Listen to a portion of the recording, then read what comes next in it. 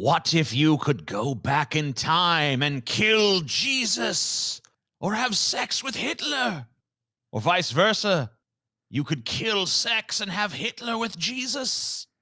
What am I even talking about? Time travel, baby.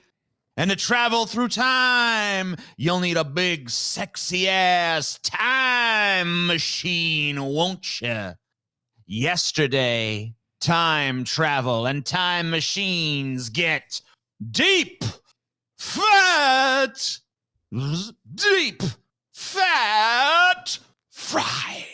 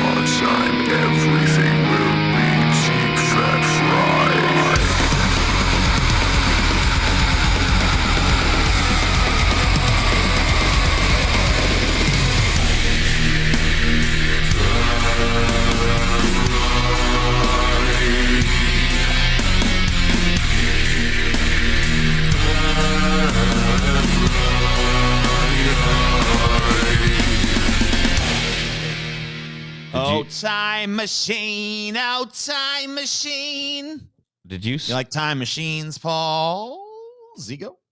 No, man, because like time travel, all the paradoxes involved. Yeah, them paradoxes, they can be crafty. They cook my brain a little too much, you know. So I kind of like don't like time travel. I kind of hate it as a trope. Because I think it's leaned on as a lazy trope in a lot of movies and books and shit, and video games. Is it lazy when it's so complicated? Because like a lot of times it just makes things so. Well, I think the fact that nobody or very few people take into account like how complex it is. And just kind of use it like we created a MacGuffin machine. Like sometimes it's used cleverly. Like I like some time travel stuff. I'm sure, I don't know if we'll talk about movies that feature it, so I won't spoil any of the ones that we'll get a little bit into entertainment, but I mostly wanted to focus on like feasibility of actual time travel. All right, but we do get into some fucking entertainment. Feasibility of time travel. Subject I'm well versed in, TJ. I think it's cleverly done in Bill and Ted. Oh yeah. Even though it's, just a MacGuffin machine, they don't go out of their way to explain how it's being done, but it makes the movie fun. I don't know if either of you have seen it yet, but I think it's actually pretty cleverly done in Tenet as well. I have not seen it. Yeah, Tenet is a really interesting film. So I recommend you check it out if you're into that kind of mind-bending time travel shit. But that's not what we're talking about. That's not the angle we're talking about it from. Oh, yeah. Back to the Future, too. Yeah. Like it. Let me ask you a question. So, just like, think about the plot of Back to the Future for just one. It's kind of weird, right? The plot of the movie. Like, this is a super popular movie. It's like the plot of the movie is a mad scientist accidentally sends a kid back in time where his mom wants to bone him. Mm-hmm. And that is an existential threat to his existence. So he has to figure out a way to make his mom not want to fuck him and instead want to fuck his nerdy dad, who she would have no interest in otherwise. Right. And the only reason they got together in the first place was this crazy happenstance event, Right. So, but see, here's the thing. That had already happened, and they already had a story that didn't involve him. See, so it's like before he goes back in time, it was at that dance that they met for the first time or whatever, and they fell in love. Under the Sea or whatever. Yeah, the Under the Sea dance or Neptune's Kingdom or whatever it was. Shit. Yeah. I just feel like it's the weird thing for me is like that your mom wants to fuck you is like a key plot point in like one of the highest grossing, most mainstream beloved classic movies of all time, you know? Well, I it mean- wanted to demonstrate to you the dangers of time travel, dude. You mess with the past, TJ. You mess with the You're not messing past, with your just the mom, past. your mom might try to fuck you. That's, you know, Yeah, that's you're what not just happens. messing with the past, TJ. You're messing with the fucking future, dude. Because the future at that point is yeah. not yet written, TJ. Bam. Fuck. Or is it? Or is it, Oh, TJ? shit. Or is I don't it? know. The series kind of Oh. flounders on that a little bit. But yeah, you know. Where see a movie like this where it does flounder, it's covered over by the fact that it's just a pretty entertaining trilogy throughout. I'm not a huge fan of the third, fun. but Yeah. whatever, it's still fun. The third one creeps me out at the end. That weird little fucking evil albino midget that's standing on the train. I don't know if you've ever. Yeah. The kid, one of the kids is creepy. Yeah, I think it's Vern. He names his kid Jules and Vern. My kids, Jules and Damien. I mean, Yeah. Vern. Vern, I think is like fucked up. But anyway, maybe they should have got better kids for that. I know it was a bit part, but maybe not a terrifying one. I don't know. Kid looks evil. Yeah, it is weird that. Here's the thing, though. It's not weird to me because this movie came out in the 80s. Dude, Right. 80s movies, there was like, look, say what you want about. I'm not even blaming it all on woke culture because I don't think it's necessarily a woke thing not to want to fuck your mom. Yeah. But there was a fearlessness, I think, to movies back in the 80s because people weren't as sensitive to this or that. And really, in the movie, it's not done distastefully. Like, she doesn't know, like, you're my son. Right, yeah. I mean, it's not like she's like, oh, yeah. And he doesn't move on her. Yeah, and he's like totally like has the appropriate. He's not like, maybe. You know, So it's like, yeah, mom, come on. But it is, there is a major plot point where she's really trying to fucking hump him in the car, Yeah, but she like fucking, doesn't she like grab his dick or something at some point? I don't think she grabs his dick, but she just kind of like something happens. Yeah, she makes him. She leans over and tries to like kiss him and shit, and he's like, but something happened under that dinner table in one scene though, and I'm pretty sure she like touched it. I think she fucking might have used her foot. Played a little footsie on the dick. Well, I mean, I think something like that might have gone down, but I could be, my noodle might be fucking baked a little too long on that one. I don't know. Well, but you know what I found out? What? I went back. I was trying to find the first example of the time machine because I know what popularized it. I'm sure you do too. It's the fucking time machine. Yeah, right? Jules Verne. H.G. Wells, actually. But hey. I thought Jules Verne did the time machine. Nope. H.G. fucking Wells, bro. Promise you. Okay. Promise? Oh, yeah, you're right. You promise. It is H.G. Popularized Wells. the whole fucking genre. But you know what? Not the first. As often is the case, the first is not always the one that gets the fucking credit. I found out that incest and time travel been kind of together for a while now. Because this is the first book to ever feature a time machine. Not the first book to ever feature time travel. Mm-hmm. Time machine. First book to ever feature a time machine. This is a book, Spanish book, written by a guy named I actually don't know what his first name is. E. Jasper. I don't have the fucking but it's called El Acronopete. I don't know Spanish, but it means flying backwards through time. So this was made. This was written in 1887, full 8 years before H.G. Wells' The Time Machine, making this guy the literary inventor of the time machine. So while Wells' novel has never been out of print, this one fell into obscurity for many, many years till it was rescued by a Spanish science fiction club in 1999. So the protagonist of this book is named Don Sindulfo Garcia. He ostensibly invents the machine so that he can go back in time and marry his niece. What? Yep, he goes back. He wants to go back in time so he can marry his niece. Now, I don't know what the fucking... Well, how's he do that? I don't know why he needs to do time travel for that. I don't know. Because usually you're way older than your niece, so if you go back in time, your niece is going to be a fetus. Well, he brings the niece with him. I think maybe there's a law against marrying your niece, and he's trying to subvert it by going back to before the law was in effect, or before she was born. I don't know. I don't know. I don't know what happened. But he brings the niece with him, so he's not trying to like get to her when she was younger or something. She's coming along to get married. I don't know why they got to go to the past. That's a plot point in the book, though. Yeah, I don't know. I don't know either. I didn't feel like I wanted to read the whole ass fucking novel to try to figure out what the fuck is going on, and that near as I could figure that this was going on. So incest and time travel already got closely linked for some fucking reason. So maybe it's the vestiges of that little incest meme that fucking, threaded its way all the way to Back to the Future. Probably not, but it is interesting that the fucking first time travel book actually did involve the same element that seems so strangely out of place in Back to the Future, at least to me. Yeah, that's strange, but not super strange to me. Like, it's not like insanely bizarre. Human beings have long had a fascination with that kind of shit and still do. I mean, just go to Pornhub right now and tell me how long it takes you to bump into a brother and sister have a wild night in the tent or whatever the fuck. Yeah. Or, I mean, you could also, if you're not that, if you don't feel like going to Pornhub, you can also just go to Alabama or Louisiana. Yeah. Or read Oedipus. You know what I mean?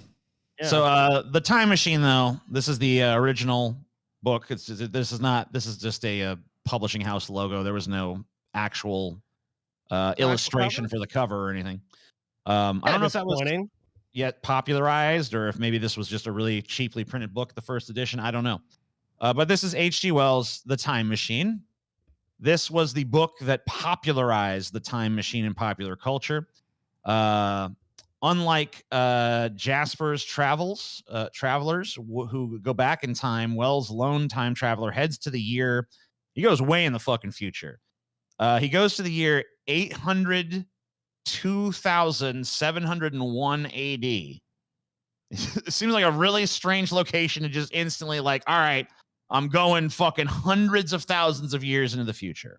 I haven't read the book, but in the movie, isn't it like there's like some calamity? Like he goes in the movie, I remember, and I'm not sure if the movie how close that's related to the book, but like the moon is falling on the earth or something, and the guy gets knocked out. Any of that is in the book. I think that he just immediately decides I'm going to 800 fucking AD. I think it's an accident. I don't think he actually intends to do it, but I think that it's like a different accident. I think it's like he's showing off his machine and then accidentally, whoa, or some shit. And then it's like, oh, he was hurtled into the distant future. But I don't know. I don't think I've actually read the book The either. hubris of man. So, you've never seen the movie either? I've seen the movies, but I don't think that that's actually accurate based on the summarizations I read of the one book, with what's his name, guy. Maybe the one from 1960. No, the newer one is actually, I mean, the parts, I guess, a little bit here and there, but it's actually pretty accurate in terms of what it portrays. Like he goes into what he assumes is the distant past, but that he finds out is the distant future as humans have retribalized. And so there's two tribes or two races actually that are at war with each other. Eloi. Mm-hmm. Eloi, something like that, and the Morlocks, who are like a troglodytic cave race. Mm-hmm. The human race had split into two different factions, and in a pretty common trope that's still in the genre today, he loses the time machine and he's stuck in this world and he's got to figure shit out. He's got to figure out a way to fix it with no modern technology, and he ends up finding a cache of ancient technology that they help the Eloi, who are the good guys that he ends up with, help him find after he helps them battle off the Morlocks and blah blah blah. So it's been adapted into films 2 times, and they're actually relatively like 1961. I never seen the 1961, the 2002 one. I don't know how close it sticks to the source material, but it's a pretty decent flick, honestly. It's not like a laser focused, but I've read The Time Machine and I haven't seen the 1961 either, but I've seen the 2002 one, and it's the same story, the same plot. I remember my mom, I think, read to me like a kids version of The Time Machine. They used to I don't know if they still do this shit, but they used to like take classics and dumb them down a little bit so you could read them to your kids, or so your kids could read them. I think she read me a version of the Time Machine that was like that. So I know a little bit about the basic story from that. And then the movie, I remember being pretty similar. I think there was some stuff added to kind of fluff it up in the middle, but the main thing about him going to the Morlocks and the Eloi or Eloi or I think that's continuous through all. That's all. That's in every fucking version. Yeah. Maybe it's not in the 1960. I don't fucking know. I never seen it. But anyway, that's neither here nor there. this is the book that fucking popularized time travel. That's the main fucking thrust you got to get. So I wasn't going to go too much further into books or anything because I didn't want to. This is not about fictional time travel, like I said. This is about like what's the science of time travel. Mm-hmm. But there was one other book that I found when I was researching this shit that just like fascinated me. This is a book called Golf in the Year 2000, or What We Are Coming To by Jay McCullough. And this is he wrote this book in 1882, right? Yeah. This It is says 18 right here it says right here in the amazing book 1892. The amazing 1892 book. Yeah. Sorry, 1892. Right. And so he fucking predicted a bunch of shit that apparently happened in, I mean, like, even though this book is mainly focused on golf, it predicted, and it says right here, predicted television, digital watches, bullet trains, and more. I mean, I've never read it, but like, is that, I mean, that's a pretty astonishing claim. Is the it protagonist lies asleep in the same house for 108 years. So there's no time machine in this. It's just like a Rip Van Winkle story. But when he wakes up, he sees how the world, and in particular the game of golf, has changed. There's driverless golf carts, which of course happened. There's clubs that keep the score. I don't think that quite happened, but there's of course things that could keep the score for you nowadays. He's among other things, this truly bizarre book predicts the advent of high-speed rail, televisions, and the decimalization of the pound, as well as increased gender equality. In the book, women now run the country while men play golf full-time. Cool. Damn. Yeah, so I mean, like, I'm not the biggest golf fan, but that sounds all right. I mean, I could go down on the fucking nice ass golf course and just meander around. You don't got to be good at golf to play golf, you know. Yeah, just like, hey, Jay, golf just an excuse to make player anyways. Shouldn't we be running the country? It's like, women got that. Yeah, I'll let them handle all that bullshit. I mean, golf. I'm just golfing, man. But yeah, it's kind of fun because like there weren't many fucking time travel stories at this time. And this dude already is like, his first imagining is like, golf, bro. How's golf going to change in 100 years' time? And in the process, he apparently predicted all kinds of fucking shit that it's like, how'd you get television, for fuck's sake? Like, that's a tough one. That is pretty tough. I guess they had like theater projectors and shit. So maybe he probably extrapolated from there, I guess. A lot of that stuff is just him going like, they have trains, but they will be faster in the future. Well, yeah, you know, they have movie theaters, but in the future, the movie theater will be in your home. And it's like, all right, it's cool. It's cool that people out there were thinking about shit that actually fucking happened, but I don't think it's like Nostradamus level shit. It's pretty cool, though, for a guy that was writing a book about golf. Yeah, it's pretty neat. Yeah. Obviously, there's many examples of time travel in fiction. The concept of time travel has been used in a ton of different media and books and movies, video games and beyond. Probably a lot of movies that you don't even really think of as time travel movies have time travel as an element, like The Terminator, you know? You don't immediately think, oh, time travel, but it is definitely an element of the film. And a weird one. Time travel is not a concept. The more you think about it in the Terminator 2, the weirder it gets, dude, because you come to a realization that's quite disturbing if you really think about the time travel implications. Oh, yeah. Let me lay it on us. So think about it. All right. In Terminator 1, Kyle Reese goes back in time from after Judgment Day, right? So he's one of the soldiers in the Judgment Day Wars, and he's sent back in time by John Connor himself, handpicked, and sent back in time in order to... Now, here's the thing. You think the whole movie that he was sent back to just protect Sarah Connor, to make sure that the Terminator didn't get her, which is true. That is his primary objective. But he had a secondary objective, which was, soldier, you're going to fuck my mother. Yeah. Because if you don't, I'm not going to be born. So it's weird. It is his dad, but his dad is the same age or even younger than him. I think Kyle Reese is younger than John Connor is at the point where he sends him back. Yes. And so ultimately, he kind of had to like pick the right guy to go back and fuck his mother. And you know he had to tell Kyle Reese that because he can't just leave it to chance. He's got to tell him, like, dude, all right, you got to protect her from the Terminator, and you probably got to slip her the dick, dude. Yeah, at some point you got to plow her. Yeah, you're my daddy. That's not going to be a problem. What's her name, sir? Sarah Connor. Sarah Connor? Like your mom, Sarah Connor? Like the leader of the resistance, Sarah Connor? Shut up. All right, listen, she's in trouble. Your mom? If the machine... Just get in the fucking time chamber, chamber, get in the fucking goddamn time chamber. Get naked. If the machines never don't think about it, just fuck her. Just do it. Just close your eyes and fuck her, right? No time? Yeah, but think about this too. If the machines don't do the time travel, does he still exist? That's right. Right. Well, that's the canon. That's once again. Did they fucking did Skynet sow the seeds of its own destruction, even inventing that shit?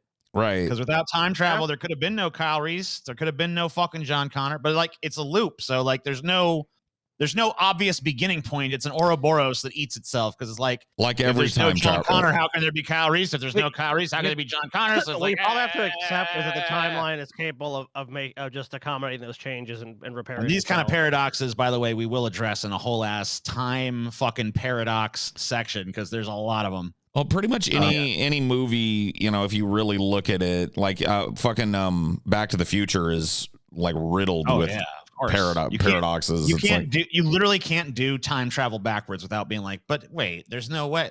Like he would still, I mean, like the fact that he's still born, like, no, you wouldn't still be born just because you get your parents back together. Because like they're gonna fuck at a different time under different circumstances. Right. You changed the whole fucking like tone of their getting together into a total hero story that didn't happen.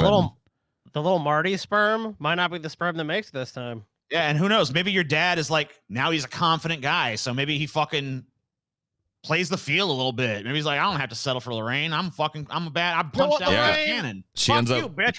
I'm gonna go start my own company. And then she ends up like salty as fuck, and she ends up with Biff Tannen anyway as the fallback. Yeah. You know what I mean? And then her and Biff are like in some kind of abusive relationship. Dude, and then you can't just fucking I got back. No, they got back together in a whole other fucking context. Dude, you know what it is, TJ? Then Back to the Future is Biff's. Well, that's not a fun movie. So that's not a fun fucking 80s time travel comedy though. He comes back and it's like Biff and his mom are together and his dad's a jerk. Who fucking wants that? No. So maybe I don't know. Maybe I kind of do. But hey, I'm a fucking whatever. It doesn't matter. So there's plenty of time travel in fiction. Been used in a bunch of different media. I've already gone through that. It's possible. Is it possible? Is time travel actually possible? That's the question here. That's the question I really want to answer. Is it possible to travel through fucking time? Well, spoiler alert. Yeah, you can do it. I mean, we're already doing it right now, just sitting here. Every 1 second passes. We're traveling forward in time. We're traveling. Dude. I don't think that's what anyone means. I'm a time traveler. You need to talk about time travel, but hey, you already are one. Everyone's one. Yes, finally, I've done something. Oh, what? Every second you're a second in the future. You just blew my mind. You just blew my fucking mind, TJ, man. Holy fuck, I'm traveling. Time keeps on slipping, TJ, into the future. Oh shit, future, bro. dude. What? TJ, you know what you just said? What? That's the past, dude. That was the past, but now you're in the present. And you know what's next, TJ? The future. Or is it the future, TJ? Whoa. Maybe you're actually going back in time, TJ. Maybe you don't know. You don't know, TJ. Of course, yeah. No one fucking means that when they say time travel. Of course, they mean going back fucking like I people want to go 100 years. I want to see what's 100 years this way, 1,000 years that way. I want to know. I want to see Genghis Khan with my own eyes. I want to see the crucifixion of Jesus. I want to see if it even happened. I want to see if Socrates was a real person or just a story. I want to see these things occur. I want to know what really happened here and there and blah, blah, blah. Or maybe they want to see the future. I want to see if we survive. I want to see what kind of technology we got in 100 years. I want to see what kind of social situation is happening by then. I want to know if like all my worst predictions came true or if we fucking made it through somehow. I want to know all these things. Give me the answers. Give them to me quick, right? Yeah. Travel through the fucking, the boundaries of time. I don't want to be shackled to this fucking linear bullshit anymore where it's like, I can only do this. It's like being a pawn that can only move forward, just tick, tick, tick, tick, tick. I want to move back. I want to be the queen. I want to have my run of the board. Anywhere I want to go, I can go. So that's time travel, right? So, according to this fucking asshole, Albert Einstein, the universe has a fucking speed limit. The speed of light. Why? Like, what the fuck is up with the speed limit? Anyway, what about wormholes? We'll get to them. We will get to the wormholes, actually. But what about black holes? What about falling into a black hole? Whoa. And you look back, TJ, but the light can't escape. Yeah. So, 186,282 miles per hour, or miles per second. Sorry, miles per second. Speed of light. So, if you want to know why, I looked into it. I was gonna be like, why is that even a whole other episode? It's a whole other fucking episode. Of you course. want it? It's got to be science. We can't go down that tangent. It's too deep. When you asked at the beginning of this episode, like, what do you guys think about time travel? This shit that we're getting into right now, and the shit that thankfully you've skipped, is the reason why I don't like it, because it bakes my noodle. It is a bunch of really complex shit and very academic. So the speed of light. Speed of light, you can't go faster. Okay. Nothing. So we're just assuming that this old huckster up here was right. You just assuming this fucking guy knew what he was talking about. Yeah, Nothing what go about this, faster though? than light. What about this, though, TJ? Uh-huh. You're in a car that can travel the speed of light, and then you turn on the headlights. Mm-hmm. Well, actually, that's what we're going to get into. So, how about that, TJ? Yeah, so here's how it goes. So, nothing can go faster other than the expansion of the universe itself, because it doesn't have to go through space. It is itself space, or whatever. Sure. Traveling through whatever not space is. Once again, whole other episode. Our language and the brains that wield it are, they break down when you try to fucking think of this kind of shit. It's just like, what? Yeah, I'm too dumb. No, sorry. we don't have any intuitive kind of hook into this, really. Like, yeah, I get it. Yeah. It's kind of like this. There's a way to understand. contextualize it. Well, yeah, because often with learning, we need some way to contextualize what we're talking about, and quantum mechanics and physics. It's like there really isn't any discernible one for laymen. At least, I mean, like, I'm sure some people get this shit at least better than we do, but so how does the universe enforce a fucking speed limit, right? Yeah. Because like Scotty just said, what if you're on a vessel, right? And you're going like light speed, right? And you simply even just walk from the fucking front of that motherfucker to the back to the front, Aren't you then going faster than the speed of light? If you're on a vessel going the speed of light, and then you start walking across it forward, you're going slightly faster than the speed of light, right? Yeah. Yeah. No, can't do it. No, can't do it because the speed of light won't let you. Rather than allow you to go faster than the speed of light, the universe slows down time itself as you approach the speed of light. The faster you approach the speed of light, the more time dilation occurs, the more slower you go, to the point where you get to at the speed of light, time no longer exists. Yes, true. Breaks down completely as a fucking concept. Any journey that you took at the speed of light would seem instantaneous to you, even if an immense amount of time had passed for the universe around you. Right. I mean, if you were at the speed of light, it would take you, if somebody was like your wife was waiting for you back at home, it would take you theoretically like generations. She'd be dead if you were going to like long fucking dead. But for you at the speed of light, by your perception, that would happen like that. Yeah, if you could just go right to the speed of light instantaneously, well, you'd be destroyed. But if you could somehow do that and not be destroyed, you could. It would be almost instantaneous. It would the time at any time that you spend at the speed of light is an instant for you. So it really is like warp travel then, because it's like they go through the thing and then they come out at the thing, and I guess it's not like warp travel because faster than warp travel because it'd be faster and slower than warp travel, because if you went into warp and you flew across the universe or whatever, that would take a long time for you still, and it would take the same amount of time for the universe. Well, in the Star Trek universe, I believe the warp is somehow faster than the speed of light. Obviously, they create a warp bubble, and that it's like the laws of physics are different inside the bubble. Warp 1 is the speed of light, right? And then warp 2 is twice the speed of light. Warp 3 is 3 times the speed of light, all the way up to 9, right? Or 10. Yeah. I think that the way it works is like warp 2 is 10 times warp 1, and warp Oh, I didn't 3 know is that. Yeah, 10 times warp it 2, stacks and it's like, so it insanely. exponentially, insanely increases. Got it. Okay, I did not know that. That's crazy. I believe that's right, but But, anyway, that's The universe okay. has a speed limit. There's a speed limit to the universe. You can't go any faster. because there's a universal speed limit, it is possible to travel forward in time.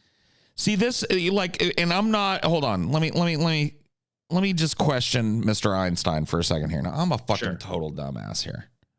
Yeah, but doesn't the absurdity of the idea that time must slow down as you approach the speed of light, otherwise this framework for how we contextualize reality isn't true, doesn't that seem like a working backwards from a conclusion kind of thing? Or creating a special exclusion? Like, to me, it just seems, and maybe I'm fucking wrong, to me, when you can't, and I'm not saying if it's untestable, you can't make inferences about it. And that's probably it has been tested. So there's a few ways. There's good evidence. So this is actually theory of relativity. Like in a few different ways. So the first way it's been tested is they've actually synchronized 2 nuclear watches. Actually did 3. They sent 2 on journeys, left 1 where it was. The 2 that they sent on these like 24-hour trips around the Earth, they did see the results of time dilation, where those watches were slower, that they'd lost a little time compared to how time had passed there. Another thing is, because our GPS satellites are traveling so fast around the Earth, they actually experience time dilation. They also experience time dilation from the gravity of the Earth itself. And if you don't account for those 2 things when you're calibrating the GPS satellites, they could be miles off. So we actually have to account for Einstein's general relativity in the calibration of GPS satellites. Because we assume that what's happening is time dilation because it's based on our perception of time. Sure, that's true. I mean, it could be and that's what I say when I say it's untestable, because I want to do the absurd thing that you just talked about. I want to get in a spaceship that can go like 0.5 miles per hour less than the speed of light, and then I want to walk from one end to the other and see what happens. This guy right here, this is a geeky professor right here. This guy is named William A. Hiscock. Okay. Yeah, his last name is Hiscock, which I like. He's actually dead. He died in 2009, but he was a physics professor at Montana State University. And he was Rest in peace, Hiscock. Time traveling to the future. They asked him, he said, if one were to depart from the Earth in a spaceship that could accelerate continuously at a comfortable 1g, an acceleration that would produce a force equal to the gravity of Earth's surface, one could begin to approach the speed of light relative to the Earth within about a year. As the ship continued to accelerate, it would come ever closer to the speed of light, and its clocks would appear to run at an ever slower rate relative to the Earth. Under such circumstances, a round trip to the center of our galaxy and back to the Earth, a distance of some 60,000 light years, could be completed in only a little more than 40 years of ship time. Upon arriving back at the Earth, the astronauts would only be 40 years older, while 60,000 years would have passed on the Earth. Such a trip would pose formidable engineering problems. So this is the amount of energy required, even assuming a perfect conversion of mass into energy, is greater than a planetary mass. But nothing in the known laws of physics would prevent such a trip from occurring. So if you want to travel to the future, all you have to do is find a way to accelerate to near the speed of light. Bam! You got it. You're going to need a planetary mass worth of energy to fucking do it at this point. This is presuming. This is presuming. Mm-hmm. Not necessarily that would happen, but presuming that human consciousness would experience it in that way. Because it's one thing if time ceases to exist for everybody but you, and it's another thing if time just slows down for you and remains at a constant. And how you would, so if time slows down for you, you might still perceive it as a much longer journey, right? That's true. I mean, there could be, I Like, how do imagine you that how do you account for us being taken because we're so locked in the third dimension, I imagine that moving through the fourth dimension. moving parts of your brain would be moving at the same because they're also traveling at the speed of light or near it. I would imagine that like your neurons would be firing at that same time rate, so you'd probably perceive it as 40 years. But I don't know for sure because obviously no human beings ever experienced this. No, Well, that would be pretty crazy though. they covered this angle that you're giving in that movie Interstellar, like really in detail, where it's like they're on another planet, but they're so far away because they've gone through a wormhole that they know that every minute on this planet is like a year back home because they've got to travel back. And yeah, when they get back to the ship, it's crazy because like the people have aged significantly just because of the fact of the time differences. So it kind of covers this. Planets. But I've always wondered that about this. I've always wondered because if this is just Einstein created a framework that seems to explain what we can observe about the universe right now, so therefore he can't be wrong. Ergo, that means you just can't go faster than speed of light, and here's how it would be perceived by a human mind that does it. It's complicated because Einstein's theory of general relativity has never been fully integrated to quantum mechanics. So discoveries that have happened later mean that there's models of the universe that are more precise than his, and we don't have all the languages to express that. So like anything that any scientist cooks up, whether it's like Newtonian physics or general relativity or quantum mechanics, is all models. So it's just a predictive model. Sure. So I mean, like, there's definitely, and even when we're talking about something like this, there's no direct observation of a lot of this shit. Like, we can't even come close to sending something near light speed. We're not even fucking remotely at that fucking level. Let alone a human, because I think there's a difference too between sending something like an information stream faster than light or at light speed or whatever the fuck, which is actually possible. Like we can, send data optically with a laser beam, which is light. So really, theoretically, the only limit to that is the length of the optical cable that we're sending it through. Sure. But I mean, it's theoretically a strong enough laser could transmit data at the speed of light. I mean, if nothing else, it could do it with binary. So, I mean, but go ahead. Oh no, go ahead, Scotty. Go ahead.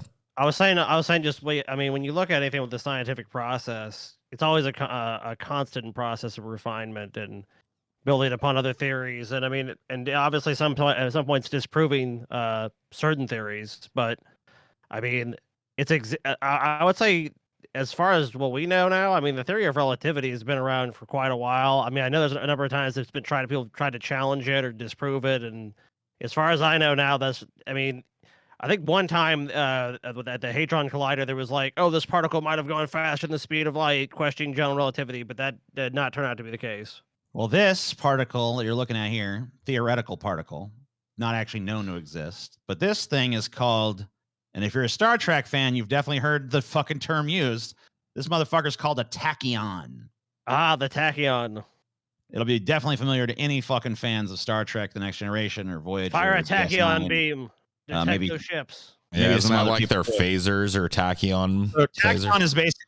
As far as I can tell, on Star Trek, tachyon is just like, we need something that sounds sciencey to explain how something worked. We bombard it with tachyons. If only, what intrinsic field wavelength polarity science. What are we gonna call? What are we gonna call this? If only we had something to just tack on. Yes. Oh, wait. Tachyons. Yes. Maybe Perfect. That's how it happened. So a tachyon is a hypothetical subatomic particle whose velocity always exceeds that of light. The existence of the tachyon, though not experimentally established, appears consistent with the theory of relativity, which was originally thought to apply only to particles traveling at less than the speed of light.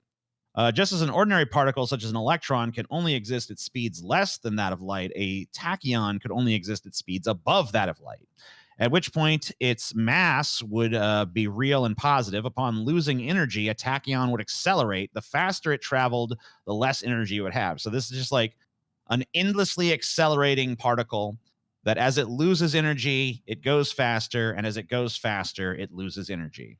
So it just continuously accelerates and accelerates and accelerates to insane fucking speeds. But totally unproven to exist. Only fucking theoretical, only hypothetical. No idea if it actually fucking is out there. Most scientists say probably not, but some say, yeah, maybe. Discover the tachyon fields. We'll do that. So if the tachyon did exist, it's been theorized that it could be used to send information to the past. So theoretical physicist Albert Einstein and Arnold Sommerfeld formulated a thought experiment called a tachyonic anti-telephone. The tachyonic anti-telephone allows the user to send a message to their past self as the signal can travel backwards in time. As per general relativity, as a particle approaches the speed of light, time slows down. So crossing the light barrier may cause a reversal of the flow of time. This is all very fucking theoretical, and it contradicts the causality principle of reality, or I'm sorry, of relativity. So, yeah, this would definitely run amok. This would create all kinds of fucking crazy ass paradoxes because any fucking, I mean, you know, you call your past self, you have a conversation. Like, did you have that conversation before? Do you remember having the conversation? And if so, like, are you just helpless to say anything other than what you heard yourself say the first time? Like, if you remember the conversation as like you called yourself and was like blue, but then you call yourself and say red. How does that work? Like, I'm pretty sure that this is this theoretical thing is used pretty heavily in that Looper movie. Mm-hmm. That movie is about people kind of breaking the rules and sending. There are guys in the world that are allowed to break the rules and send messages to themselves in the past, or receive messages from the future or whatever, and then everybody else is supposed to die after a certain amount of years. They get gaffled up and snipped, but I don't know. Loop. Yeah, they get their loop closed. But yeah, this kind of reminds me of that, I guess. You could say that they were using tachyonic communication to send the information back, coupled with maybe, I don't know what kind of technology they would have been using. There are some paradoxes in that fucking movie, though, too, because every time, I mean, find me a time travel movie that done got them. I think maybe 12 Monkeys. Well, that'd be the only one. They all break down to something like this. So I guess in the Looper movie, it would be fucking Bruce Willis had to exist so that the Rainmaker could exist, so that Bruce Willis could exist, so that the Rainmaker could exist, so that Bruce Willis could exist, so that Rainmaker could exist, so that Bruce Willis, blah, blah, blah, blah, blah. And there's just no reconciling it. Because, so what if you could travel faster than the speed of light? What would happen then? Oh shit, dude! Do you just break the universe? Does the universe? If somehow you could find a way to just push on right past that like speed limit of the universe, and be like, "Fuck you, speed limit, bullshit." Well, that mean like you get the universal blue screen. You're just like, wait a minute. Would you start to move backwards through the timeline? Like, would you start to age progressively, like Benjamin Button? Well, you probably wouldn't age, but some people. I mean, you might. No one really knows, but. There is a fucking idea that if you were to do that, the law of relativity states that mass and energy are one. So for all the particles that have a rest mass, this means that an infinitely high energy is required to reach and exceed the speed of light. But once you do that, yeah, you might go backwards in time. Wow. You might actually start to be fat. If you're faster than the speed of light, then you can reverse causality and you can go backwards through fucking time. Maybe. Possibly, or you just no one's done it. Energy or something else horrible happen. Maybe you break I think you break the universe, dude. That's my theory. The universe just like can't take it. Universe fucking fails. Nope. Speed limit's been broken. Universe compromised. Dead. Who knows? But one fucking idea is you would go backwards in time at that point. Because now, think about it. If you can beat light from one place to the other. Okay. Well, let's say you go back in time from a previous time. Well, what if you go back in time and you go far back enough where you haven't done that yet, though? I don't know. Would you do it? Well, we're gonna, like I said, I got a whole ass section on paradoxes. So, you know what, dude? There's one thing that bakes my noodle about all this. I think it is related because I have a question that I've just never had answered by anybody to my satisfaction. All right, I think I might have even brought it up on it. It's probably not going to be high school dropout me that figures it out. No, but I'm just saying, I don't think so. I just don't think there is an answer. So, like, let's say that we know the Big Bang, right? Is like, that's the current model. So let's say that that's true. Yes. And the Big Bang, we've actually found out that we thought it was slowing down, losing momentum, but on a galactic scale, we found out due to quantum redshift and shit, right, that it's actually accelerating. It's accelerating super fast. Which means that it hasn't yet, because like they always say like it exploded out at near the speed of light, or whatever the fuck. And so it hasn't yet maybe finished its momentum, and it hasn't yet reached the speed of light. I mean, we don't even know if concepts like momentum really even apply, because I mean it's accelerating. So momentum would explosion. If it was momentum, it would slow. So it's like increasing in speed. So right, but it like maybe on the galactic time. What I'm saying, maybe on the galactic time scale, it's still like in the early nascent stages of the explosion, because the explosion was so much huger than an explosion that we can conceive of. It was the ultimate explosion, right? And so like. We perceive like, oh, all this time has passed, and surely after X amount of time, shit would have started to slow down. But that's just a fundamental misunderstanding of ours about how fast that happens. Yeah. I mean, and maybe it's still experiencing that initial burst of energy at its edges. Sliver of information. So it's like, But either way, I've always wondered what would happen if you were able to get in a theoretical tachyon spaceship and go to the edge of the universe, right? So here's the edge of the universe. And then you go like out past it. And then you go toodly, and you go a ways away, and you turn around and look. What do you see? Yeah, I don't know. Is it full of stars, TJ? Do you find out that your entire fucking universe is just one of trillions of universes in a vast and empty black sky? Or is it a tiny dot in an infinite blackness? I don't know. I don't even know if you see. I don't even know if you see one. I don't even know if the second you pass through the barrier, you just like disappear because there's nothing to sustain your existence now. Yeah, you're just gone. You might be nothing. You can't go into non-existence. Boop, you're blipped out. I don't know. Maybe it's not even possible to do that. Yeah, maybe it curves back. Well, I know it's not possible to do that, but I'm saying well, no. But I'm saying, but like even theoretically, right? Like maybe not. Who fucking knows? Anyway, let's hear from his cock again. This time he's telling us about time travel to the past. Couldn't get any Stephen fucking Hawking, huh? Time travel into the past. We'll get to him in a minute. He kind of looks like Butthead. My name's Hiscock. Dr. Hiscock. Paying Dr. Hiscock.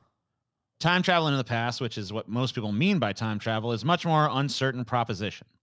There are many solutions to Einstein's equations of general relativity that allow a person to follow a timeline that would result in her or him encountering herself or her grandmother at an earlier time. The problem is deciding whether these solutions represent situations that could occur in the real universe or whatever they are mere mathematical oddities incompatible with known physics. No experiment or observation has ever indicated that time travel is occurring in our universe. Much work has been done by theoretical physicists in the past decade to try to determine whether, in a universe that is initially without time travel, one can build a time machine. In other words, if it is possible to manipulate matter and the geometry of space-time in such a way as to create new paths that circle back in time. So here is a Einstein-Rosen bridge. Might also be familiar to some Star Trek people. How could one build a time machine? The simplest way currently being discussed is to take a wormhole. Paul, you brought those up earlier. A tunnel connecting spatially separated regions of space-time and give mouth of the wormhole a substantial velocity with respect to the other. Passage through that wormhole would then result in travel to the past. Easily said, but how does one obtain a wormhole? Although the theoretical properties of wormholes have been extensively studied over the past decade, little is known about how to form a macroscopic wormhole, large enough for a human being or a spaceship to pass through. Well, some speculative theories of quantum gravity tell us that space-time has a complicated foam-like structure of wormholes on the smallest scales, a billion times smaller than an electron. Some physicists believe it may be possible to grab one of these truly microscopic wormholes and enlarge it to a usable size, but at present, these ideas are very hypothetical.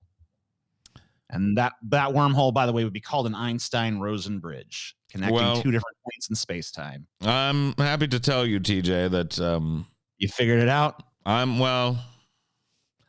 didn't figure it out, but I guess I'm going to reveal to you guys something that I've never revealed before. I'm from the future. Whoa! Oh shit! As an observer and just an enjoyer of this era of human existence, I've traveled here half as a vacation and half for work. And I'll let you know that this is actually soon to be solved, this problem. Find out that the Einstein-Rosen bridge must be created. You cannot grab onto these filaments if they do exist indeed. But you can create a wormhole using something that I've designed myself. It's called the gravity drive. And soon, the vessel Event Horizon, which you don't know about yet because it's a top secret multi-governmental project, will fire up the gravity drive to travel to Proxima Centauri. So, just so you know. Cool. I'm glad. Spoiler, TJ Paul's about to become a demon. He's about to be possessed by demons from another dimension. A demon? Oh my God. That sounds unlikely. The future is a time of science, Scotty, not superstitions. There's no demons anymore, okay? We're done with demons, Scotty. Get over it. Liberate yourself from hell, Scotty. Paul's going straight to hell, dude. Another time travel idea put forward by the American physicist Ron Mallett is to use a rotating cylinder of light to twist space-time. Mm-hmm. Anything dropped inside the swirling cylinder could theoretically be dragged around in space and time. The earlier versions, similar way to a bubble, how a bubble runs or on the top of your coffee after you swirl it with a spoon. The earlier versions of the gravity drive that I invented were actually called the Mallet drive because of this gentleman. Wow. You may not know that, but he, out of respect to his leaps forward. Now, it was my addition of super cooled neodymium magnets to the mixture here that actually gave birth to the ability to do this. But that's good that worked, because most people today consider him to be pretty much a charlatan. Since publishing his theory in 2000, Mallet has been trying to raise the funds to pay for a proof of concept experiment, which involves dropping neurons through a circular arrangement of spinning lasers.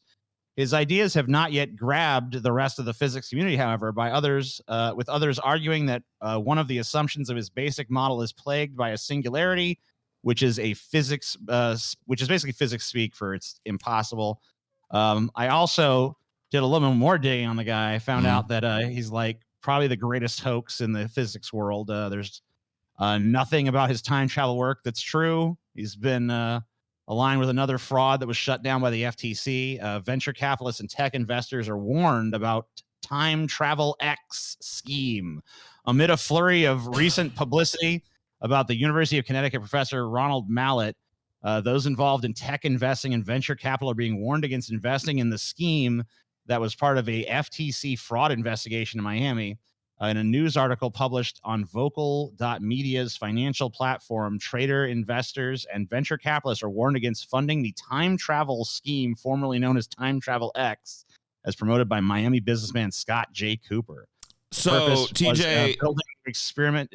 Basically, they took a bunch of money to try to build some kind of like laser cyclone thing that they were going to use to send neutrons back in time. It's called a protonic cyclone drive, and it is credited. That's what I called the hammer drive earlier.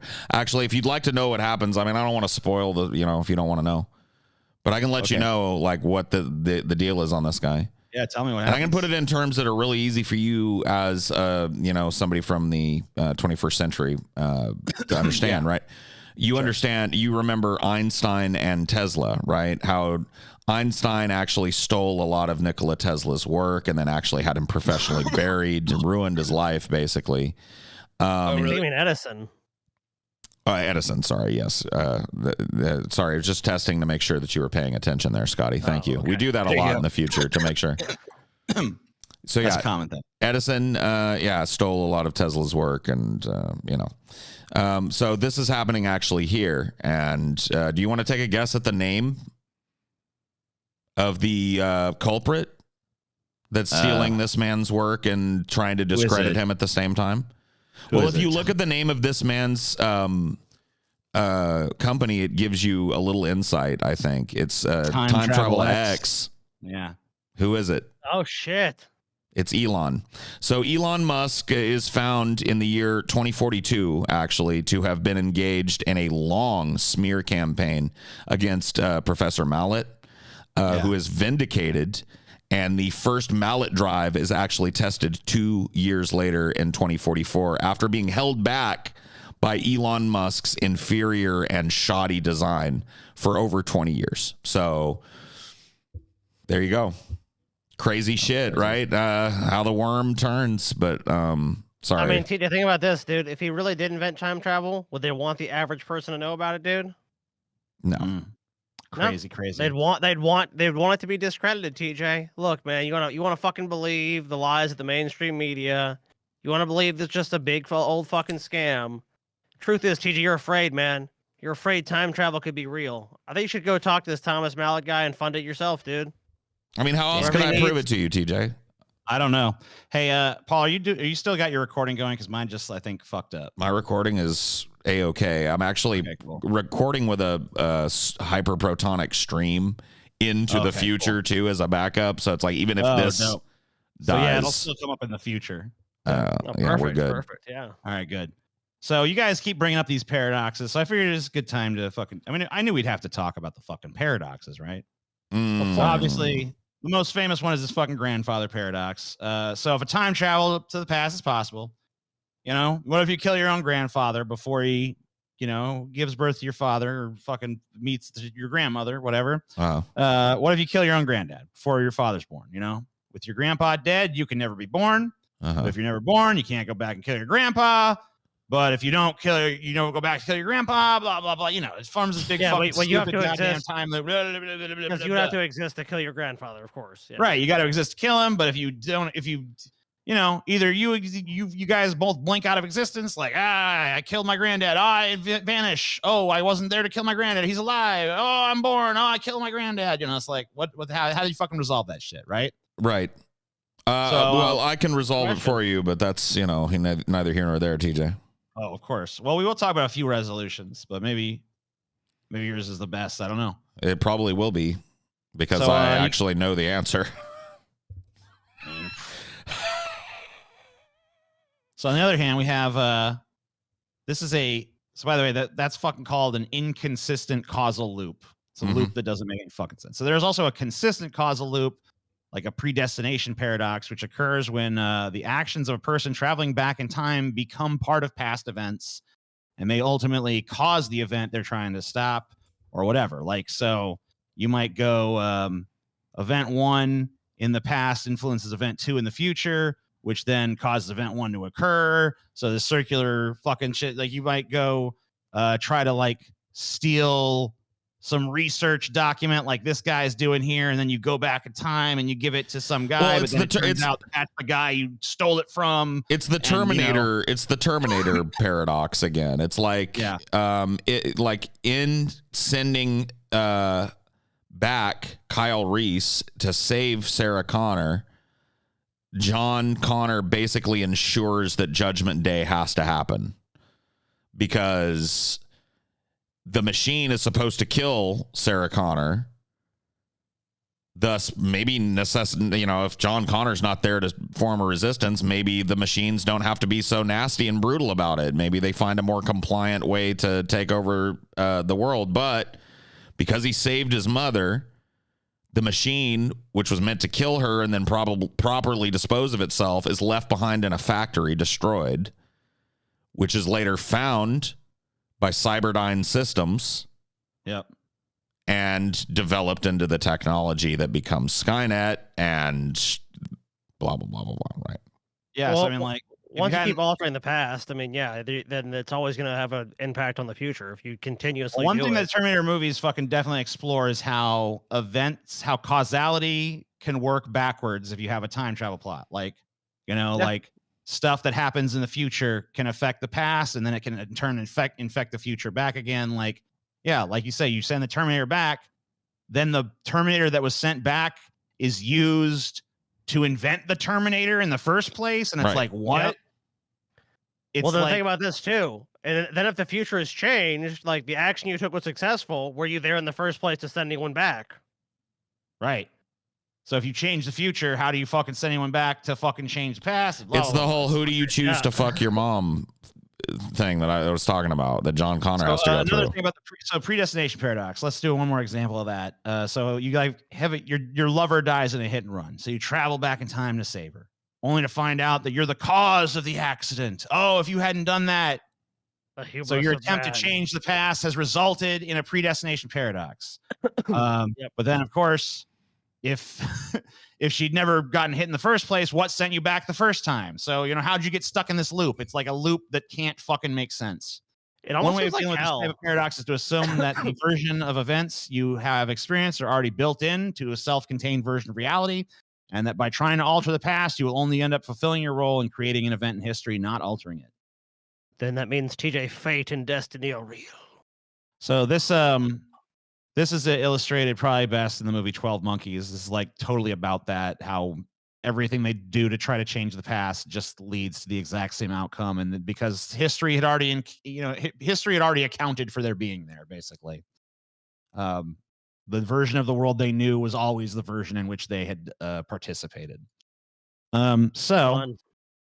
Here's another time travel paradox. This is the post-selected model of time travel, which involves distorted probability close to any paradoxical situation.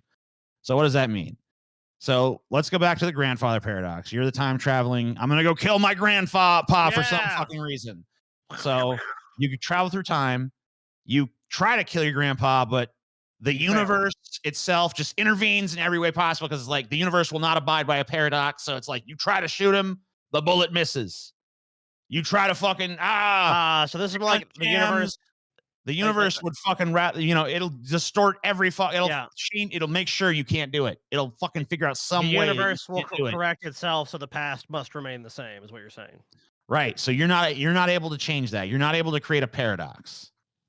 The universe is like paradox proof. If you even try, the universe has a response, and that's like you can't do it.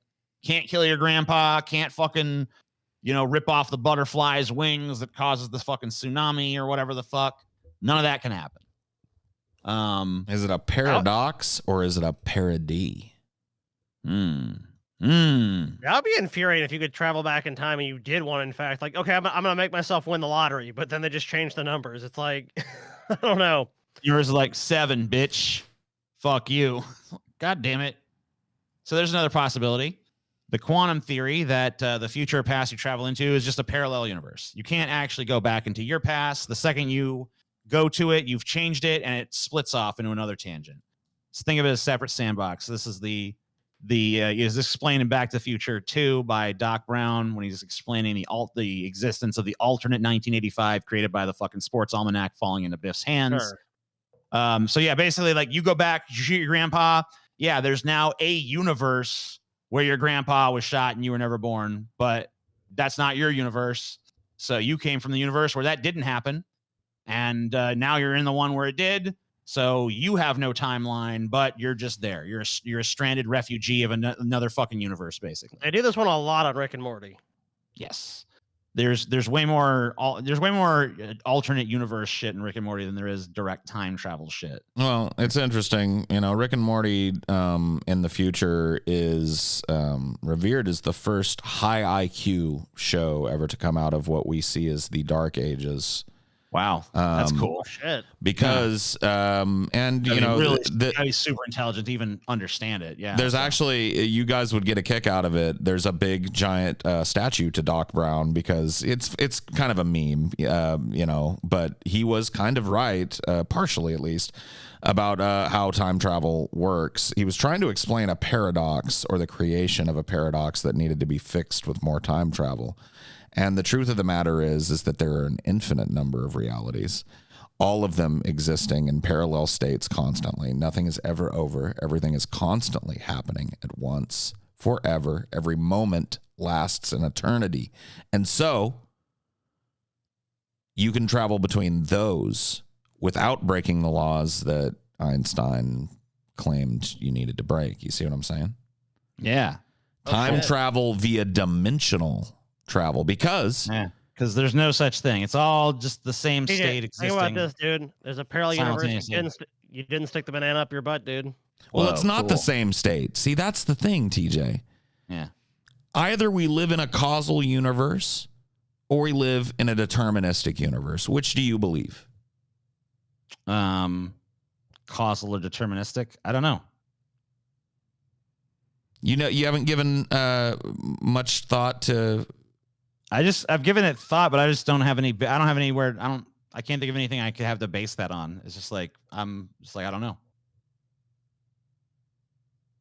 You determine your own destiny, TJ, or you're a slave to your fate.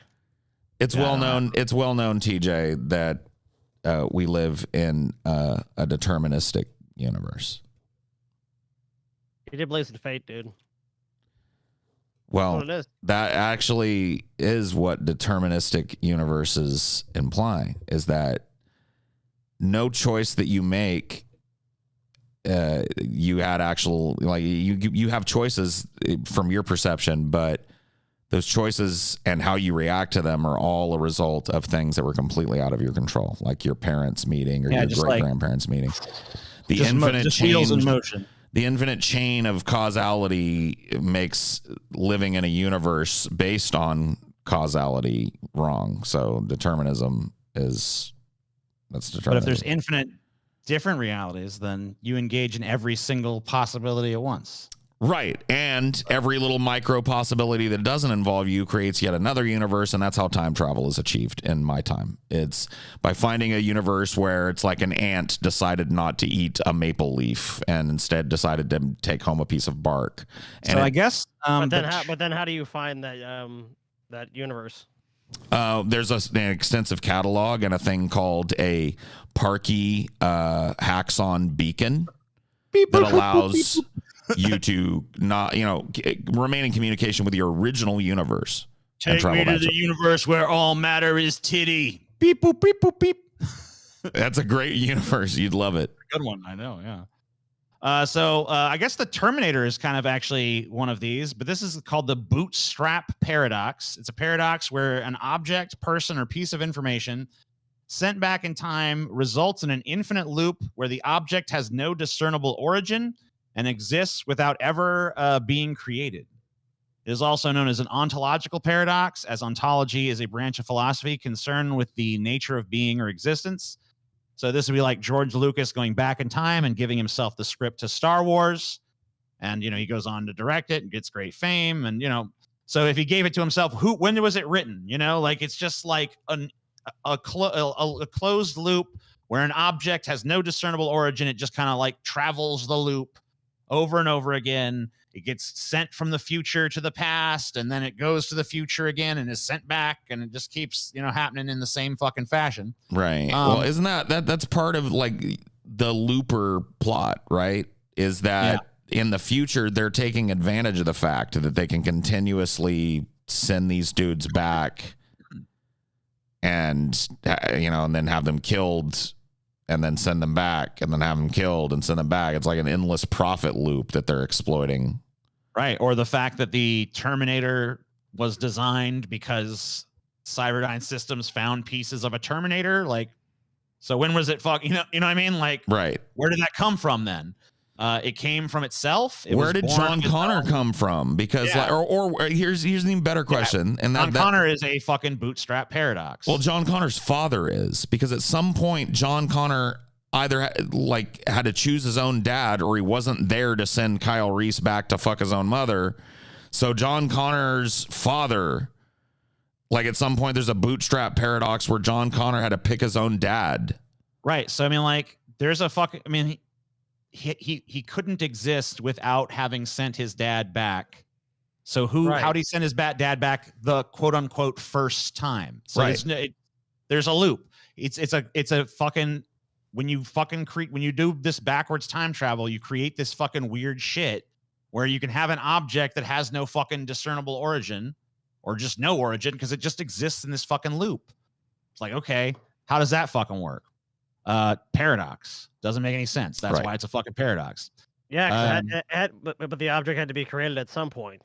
So this is probably the go-to example of this from the show Dark. This is a weird, ultra confusing German time travel show. This book is the perfect example of bootstrap paradox. It exists without ever having been created. It was apparently written by this guy, but he never actually wrote it. It was just given to him from the future, of course. Here, this book you wrote. I have questions. Like, I never wrote this book. Mm-hmm. But then, of course, he has the book. And it goes into the future. And then it's like the book he wrote, you know? So it's like, oh, here's an object that is just a product of the loop. It has no actual origin. Just in there. So what if it was brought from one of the other infinite multiverses that are happening at every, micro nanosecond of time? Yeah, this book, this show, not only does it involve different timelines and different characters and reverse causality, it also involves alternate universes. So basically, this show pretty much gets into all the fucking stuff that's like, how does this work? It's a weird show to watch. It's a unique experience. I'll say that. I mean, I can prove it to you if you want me to, TJ, but it's not going to be pretty. Like, so what I can do is I can call in an orbital strike on Louisiana and incinerate you immediately, and then. So, like, as that happens, obviously, I will travel to an incredibly similar universe where I don't do that. Mm-hmm. Okay. Well, how did it feel? I think I was in the universe where you didn't do it. No, you're in the universe that in the universe that you are thinking about. You were nuclear, like both of you are like slag. The entire But that you're not asking that me. You're asking the me from the universe. No, I'm asking the same you. Because this conversation took place in both universes. You see what I mean? But the only difference is I didn't you didn't experience me pressing the button because that you ceased to exist and this you took over instantaneously and without your knowing. Right. So, yeah, I mean, to me, it didn't feel like anything, but yeah, pretty impressive. Well, to the other you, it felt like horrifying nuclear fire. Yeah. Fuck. So fun. And you may ask, like, well, what's the difference? Because you didn't even ask. You're not even fucking. What is the difference between this universe that we're now in and the one where you turned into nuclear fire that I exploded? Well, I already know because you didn't push the button in this. No, because I'm a traveler. I'm a traveler, so my I causally affected that one universe, but. What did I travel to? Like, what universe did I go to? What's different about this universe than that? Well, that event for sure. I mean, this is the universe where you don't know about that the world. But I went to the universe right. I went to the universe right. All Stevie's supersized fry. So right now he's really confused, dude. Damn, poor Stevie. Stevie is like he's like starving right now. I think it's like what time is it? It's like 8:00, dude. He's hungry, and he knows our mom got him 3 supersized fry, but he ain't seeing it. You should just go back and replace them all with carrots. He's like superstar fry. Just carrots. Like what? Carrot? And how about a carrot? No matter what. No matter how many times you order. Is this the 8-ball paradox, TJ, or some shit? Yeah, this is the 8-ball paradox. No, this is basically the grandfather paradox again, but just like more dehumanized. I see. This is Polchinski's paradox. American theoretical physicist Joseph Polchinski proposed a time paradox scenario in which a billiard ball enters a wormhole, emerges out of the other end in the past, just in time to collide with its younger version and stop it going into the wormhole in the first place. Polchinski's paradox is taken seriously by physicists, as there is nothing in Einstein's general relativity to rule out the possibility of time travel. Closed time-like curves, CTCs, or tunnels through space-time. Furthermore, it has the advantage of being based upon the laws of motion without having to refer to the indeterministic concept of free will, and so presents a better research method for scientists to think about the paradox. When Joseph Polchinski proposed the paradox, he had Novikov's self-consistency principle in mind, which basically states that while time travel is possible, time paradoxes are forbidden. However, a number of solutions have been formulated to avoid the inconsistencies Polchinski suggested, which essentially involve the billiard ball delivering a blow which changes its younger version's course, but not enough to stop it from entering the wormhole. This solution is related to the timeline protection hypothesis, which states that a probability distortion would occur in order to prevent a paradox from happening. And ladies and gentlemen, that is how a billiard player literally stumped 14 generations of scientists before they realized that they were doomed.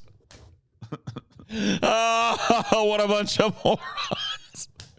Oh, yeah. Listen, hey, guys, you know what? We're thinking about time in a really nonlinear fashion here. Oh, wait. I heard this billiard player the other day while I was over there sucking up fucking dollar beers, talking about how, like, if you sendeth an 8-ball back in the past, then and it hits itself, then it stops itself from ever going back in the past. Nope, time travel impossible. Paradox. Come on, TJ. Are you a rube? You believe anything a pool shark says? Yeah. Oh my god. Usually I'm just like, yeah, well, you know. I feel this when I'm playing pool, though, you know? dude. I want most of my shots to go in, and when they don't, I wish I could go back in time and change the course of where my ball is going, especially the 8-ball. That would be nice. So basically, this shit's like, okay, so everything about this is apparently possible based on our understanding of physics. So what happens? But you need a fucking wormhole. But you need a wormhole. How does the paradox resolve itself? So the theory is basically like, yeah, but like it's not against the law of physics to have a wormhole. They're like against what we know. Sure. So they're just saying like everything about this is theoretically possible. So what would happen if you could actually do it? Like, would the ball just not be able? Would the probability like distort to where the ball just can't fucking enter the hole? When you send the 8-ball through time, it depends on which of these infinite number of realities that you send it to. Right. So the one you do send it to, an explosion happens. Because all those atoms are smashed together in an identical way, and it's just a great giant nuclear chain reaction happens. In one reality, it depends on which one you hit the 8-ball into. I mean, that is one of the fucking solutions of the problem. So Paul's going multiverse. Yeah. I mean, that is one of the solutions. It says in the universe, like, yeah, in one universe it hits it, in another universe it doesn't, and you're in the one where it doesn't. So. Right. And then another theory is it's self-correcting. So no matter what, it probably changes where it's like, nope, it's still going to go in no matter what. All of the solutions to these paradoxes fit into a few basic categories. So either the solution is time travel is impossible because it just creates paradoxes, so there can't even be a thing. Okay. Or there's a self-healing hypothesis, which is basically like successfully altering events in the past will set off another event, which will cause, it'll basically prevent, it's self-preventing. There's like, nope, doesn't allow it. The universe somehow or another will not allow a paradox to form. Or there's the multiverse, the many worlds hypothesis, which is there's an alternate parallel universe, or many of them, in which every time something is altered, it tangents into a different fucking reality. And then there is the erased timeline hypothesis, basically that like a person traveling to the past would exist in a new timeline and have their own timeline would just be erased. Just be like, nope, your timeline is now canceled. Everything that came before you coming to this moment, now all history is unwritten, and you're just you're playing this is the new present because you traveled back, and everything that was supposed to happen will no longer happen, and now we're on a different tangent. So basically almost reality just around you.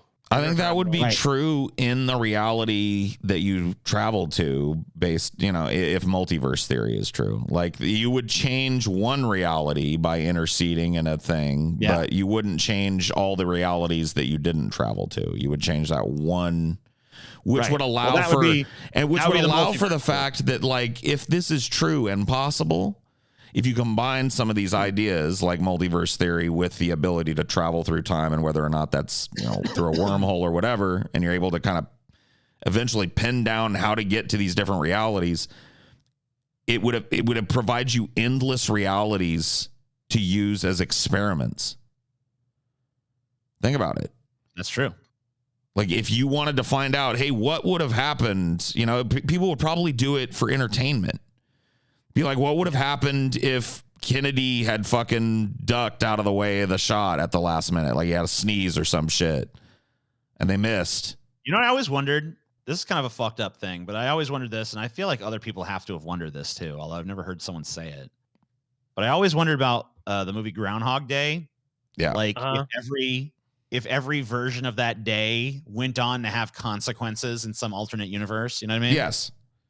Like I think it's almost implied that he's stuck in this alternate universal loop. Yeah. Where he's resetting, but the things he does have consequences because they happen to those other people. Oh yeah, for sure. And so, yeah, I guess it's questionable whether Phil is moving through the multiverse, but like I always kind of thought of it that way. Yeah, I mean, it'd be definitely a more bleak movie in some respects because a lot It's of those bleak universes, anyway, dude. Yeah. People think that's a fucking rom-com. It's not, dude. I mean, it does kind of end on a surprisingly saccharine note. For It the kind of has movie. to because He for solves all the most of it, problems, dude, and then everything's great. Yeah. it's one of the most nihilistic movies in existence. It's basically a movie about a dude that's figured out that everything is trite, boring, and stupid, and everybody hates him for being honest about it, getting trapped in a fucking multiverse reset where he has to experience the same mundane, boring, horrifyingly slow, dull, everything he hates about humanity day. And like, yeah, we kind of get to follow the timeline where he falls in love and shit. But that's ignoring the timelines where he goes on murder sprees. And because like if they show a couple of these, like he went wilder than that before he figured it all out. You know what I mean? I always felt that way. I'm like, come on. He went This on, guy is, he like, butchered that stuck whole in a town. He was like, how many of that's these like- motherfuckers can I pick off before somebody stops me? Yeah, that's like playing, like, you know, if you play a video game, right, and you go into a town in a game and you kill a bunch of people. I mean, almost everyone's done that. Just like, wonder what it would be like, and then you might be like, I'm gonna be a good guy, and he does all of it. Obviously, you know, to audience, it's gonna play better to show him when he's doing the good guy shit. But oh, for sure, dude, he probably blew up the town and shit. He Like, probably I'm did all going to kinds go of to the crazy shit. pawn shop at 10 a.m. when the fat pawn shop guy is bent over and he rips his pants and he runs into the back, and I'm going to steal that samurai sword he's got up on the fucking wall.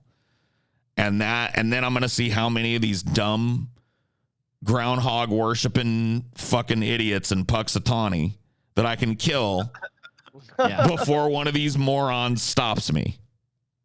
You know what I mean? And then every day, and then he's going to do it every day. He gets one farther. Yeah. And then he goes like, well, shit, man, I'm starting to get tired of all the fucking sword butchery. What if I upgrade it a little bit? Like, all right, let's go to the universe where the dude, or let's go to the bank where that fucking dupe bodyguard is, or that dupe money guy is that I stole the money from that one time. And instead, let's just get his gun and I'll kill both of them. And then I'll see how many of, people I can get with a gun. Go Grand Theft Auto. How many stars can you get in this game? Make my way to Puxatawny ammo to, obviously, because I'm going to need more than 6 rounds. So, you know what I mean? Yeah. No, I totally buy it. You telling me Phil didn't do that? I always, yes. He did it. And worse. Jesus. And yeah. Well, I mean, I'm not. What do you want to he's talk got, about like, it? he's there forever, like it's a life. I mean, like some of the fucking versions of that story is like he was there for 10,000 years or something. So yeah, like, I mean, he got up some fucking crazy shit. I mean, he got sure. up in like human sacrifice and shit. I mean, like 10,000 years, he's gonna do every fucking. There was thing you can probably days where he was imagine. like, wonder if I could start a ritualistic cannibal cult in just a day with the right series of fucking commands, like, I don't know. And if multiverse theory is true, there's actually a multiverse where he succeeded in doing it. Mm-hmm. Damn. Yeah, those probability rolls just go his way. If it's even theoretically, hypothetically, like 0.000000001% possible, he can find the right unlockable combination. The only thing he can't do is, I guess, break the laws of physics within his multi-dimensional prison. So he can't like, I don't know, do something that's scientifically impossible in a day to get done, you know? Right. Yeah. But if it is possible to... You can't build the Death Star in a day or something. Right. You know? But if it's possible for him to make the entirety of the town of Puxatawny think that, you know what, human flesh is pretty good in a day, he can figure out the exact chain of events needed to get there. Based on here's how it can human happen. flesh. All right. Identify the ones who already have the predilection. Clearly that bitch. I mean, I it mean, would be he tough. can't do that. I mean, he can in his mind at least plant the seeds. You see that early on in the movie where you like ask the chick about like, oh, where'd you go to school and all this stuff. Like, so he can figure out in the town. Like, he can have long conversations. Like, he manipulate cannibalism. We've already seen that he had the ability to manipulate people into like bed with him pretty much instantly. Yeah, but like, look, any woman in town, he knew the key to not get in their that bad, pants. right? That was implied, right? And he can have that conversation with a bunch of people. I'll get real dark with it. I'm sorry to step on you, Scotty. I thought you sputtered there for a second for me. So I thought you were. That's all good. It's all good, man. No, but fucking. I think that, and I'm just gonna get real dark with it. I think that Phil fucked everybody in that town, and I mean, everybody. It's just like every human being in the town. Like, Yep. I'll try it. Probably fucked the groundhog a few times. He probably probably multiple times fucking the Yeah. groundhog. Oh, Honestly, pounded the it groundhog. being the symbol of his impression, dude. Oh yeah, or his oppression. Like, yeah, dude. Fucking. Dude, maybe that's what it was. Maybe that's how he escaped basically that time loop. Maybe fucking that chick, because that's the one thing he could never do. He could never get it done. He's like, he tried. The groundhog was easy. He just went. Oh, I mean, the mayor of the town, no problem. My theory on that has always been like, we're introduced to this obviously dark and cynical thing that's going on with Phil, and we're shown like one of the like less objectionable timelines and a cute little comedy reel of some of the less extreme things that Phil did. But it is implied that Phil has been there forever. That Phil maybe he was always in Puxatawny at this point. You know, who knows? Yeah. And always on that same day. And where he always knows will be. Every little fucking atom of what's going on. Day. And so, you know, Phil, you know, whether we see that, I think that probably happens pretty early on, because it would be real early on, because we don't know that, you know, Phil actually escapes Groundhog Day. Right. I mean, maybe he does and maybe he doesn't. You know, I mean, it's shown that he fucking is it's February 3rd for at least some iteration of Phil. Right. So you know, we don't know, TJ. Maybe. Is he just another day and he's in another loop? Yeah, I mean, I always wondered that. Like, what if that was just like, what if he's just gonna experience every day of his life like 50 million times or something? You know? That's what I'm saying. It's like, yeah, Phil's now locked. He realizes he's now locked in February 3rd. Yeah. You know what I mean? Maybe eventually your life will end, but it's going to be after like living every day a fucking bazillion times. And trying everything to figure out what the way to progress is, because it's not going to be the same shit over and over. You know what I mean? It's going to, by the nature of it being random, he's going to have to find the right timeline, which means he's going to have to try everything every day forever, basically, to progress for him one day through time. Just astronomical. There would be a billion, trillion, quadrillion Phils all simultaneously doing everything that you can imagine that one single person could do in the day if they did it perfectly. Think about how a travel day would be for that guy. You know, like, oh, I got to go to fucking Chicago for every day for the next fucking 50 million years or whatever. I mean, I would just stop taking the fucking plane at some point. Yeah, but then you literally have to do it if you wanted to get anywhere new in life, right? Well, why don't you just go wherever you want? If part of the day is going to the airport, you don't have to get on the goddamn plane and go to Chicago, you know? Yeah, I guess. I guess if you wake up every day on the plane to Chicago, that would suck, you know? Or something, yeah. Like, I'm just stuck on this fucking plane. Like, you took the red eye to Chicago, and every day, no matter what, you land in fucking Chicago. Like, oh god. Ugh. So it kind of took some of the wind out of my sails to learn that Paul is a time traveler, because I had this whole thing planned on some of these other time travelers. Oh, some of these are hoaxes, but I'll tell you which ones are real or whatever. Okay, so that's cool. So this is Noah. He claims he's a professional time traveler who's been stranded in 2019, 11 years away from the year he belongs, which is 2030. Noah is not his real name. He insists on blurring out his face and distorting his voice to hide from assassins who could off him as punishment for revealing the truth. Last year, he even claimed to have passed a lie detector test, insisting that he's the real deal and not a sci-fi fantasist. My natural time is the year 2030, he explains to Sun Online. Brutal time, that is by the year way. My family and friends are in. Simply put, I was fired from my job during a mission in the year 2017, which is why I'm now stuck in 2019. His story has more than a touch of Back to the Future in it, and skeptics have suggested that the classic 1985 flick could have inspired his claims.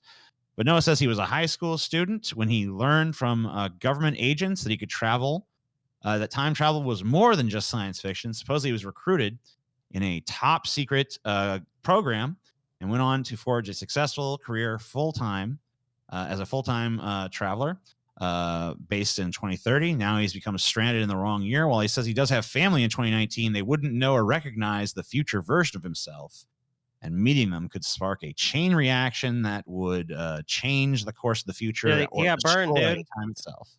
Got into that time travel work, dude. He got burned. Didn't like the Here job he was doing. He shows some X-rays that show he has this little time travel implant in his hand there.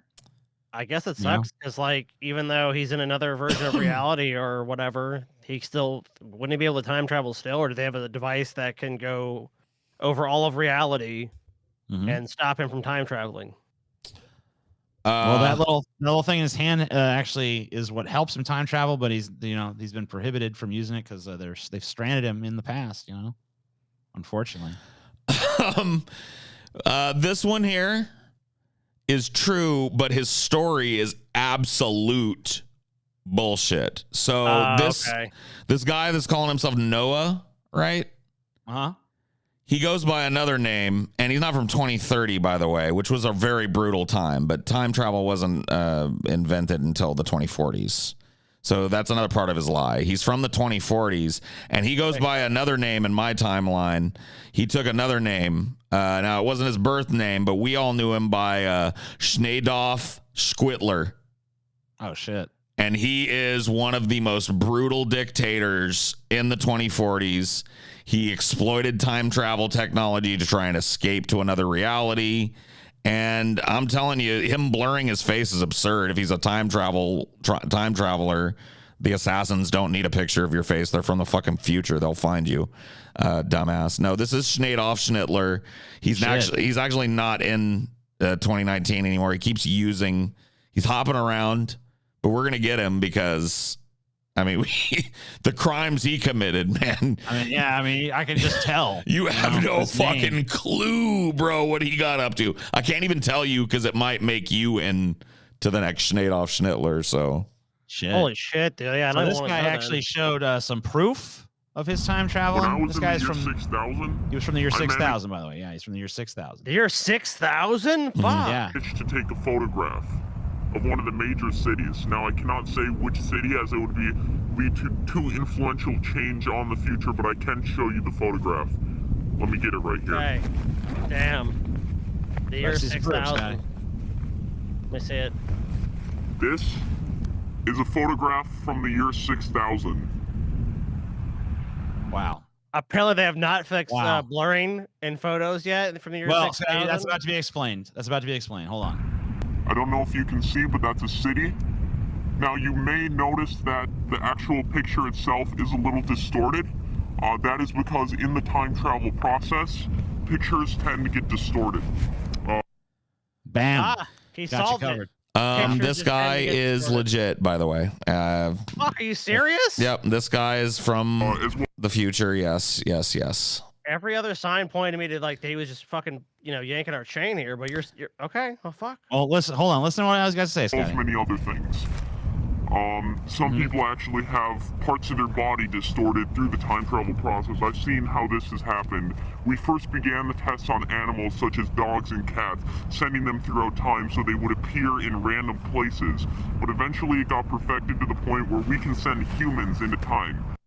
I mean, yeah. Dude, that explains like so many random strange animals in the world, man. It was just time travel experiments. Yeah, you thought the duck-bill platypus was a real fucking thing? Stupid. That's so stupid. I mean, I know you guys puzzled over that one for a long time. You're like, well, maybe the perfect evolutionary. It's like, oh, you poor bastards. You'll find out one day. Yeah. So yeah, that guy's from the year 6000. So that's cool. Actually, he put a lot of spice on it. I don't know why people insist on doing this when they travel. I just straight up say what year I'm from. A lot of them want to be like, oh, I'm from 6000, blah, blah, blah, blah. You know what I mean? It's like, no. People in the year 6000, trust me, I've traveled up there. They got way better things to do than visit like the 2020s. Trust me. I mean, you'd figure that seems right. So, yeah. You're 6,000. I mean, yeah, you got 6,000. I mean, you're sitting in the year 6,000. You don't need to do that shit. So yeah, we got here's some pictures of some time travelers. You guys want to see that? Yeah. Yeah, I can take a look at those and tell you which ones I know and see if I know anybody. Like, holy shit, dude! Look at this one. Yeah, let's see if I can. Oh yeah, there we go. Yeah. So this guy right here, you notice he does not match the general vibe or garb of any of these people here. This guy looks more like he looks definitely like a displaced time traveler. I don't know. This is this guy's actually infamous. So this is James, in quotation marks, garbage gut Chmielewski. Okay. This was the first unsanctioned time travel event that happened. Most of the time travelers to this day are people like me that are employed by the, I can't even say the name of the organization because that would be a little much. But anyway, we're employed. Like, I'm here not to fuck around, right? But he was just like, man, it would be fucking cool to go back in time, right? And photobomb, dude. He's photobombing, but he's doing it on such a scale. I mean, obviously, only a time traveler like you, Paul, is gonna catch this joke. But clearly, I mean, he was a dumbass. He thought he was going to a time before cameras. He was like, surely cameras were invented when, like, the 70s. I'll just go to like 1938, you know what I mean? And like, he's an idiot and got caught on camera. This is one of the most infamous by the way, he was mercilessly, brutally executed for this. But every time traveler has this on the wall of their office, when they're home. This guy's a total meme. Yeah. This kind of sucks. He was so brutally murdered. Well, I mean, he didn't even try. He wouldn't have been, honestly, if he would have like put on a fucking trilby and a tie, you know what I mean? But he wouldn't. He was just so brazen. It's like you have to set an example, right? It's like, what are you doing in a hoodie, bro? It's like you didn't even try, man. Fuck you. So is this kind of like a typical 2040s kind of fashion? Then it comes and goes. It's a throwback kind of thing right now. But yeah, I was assigned here because I was particularly adept at the hoodie look. I kind of like that throwback 2020s look, So there's supposedly a guy in here that's like taking a picture with a smartphone. I guess you can see that there. It looks like it's some kind of flip phone, maybe. Yeah, this one is just bullshit. That's like a stand or something. This is not a time traveler. People are so stupid. It's like a camera stand or something.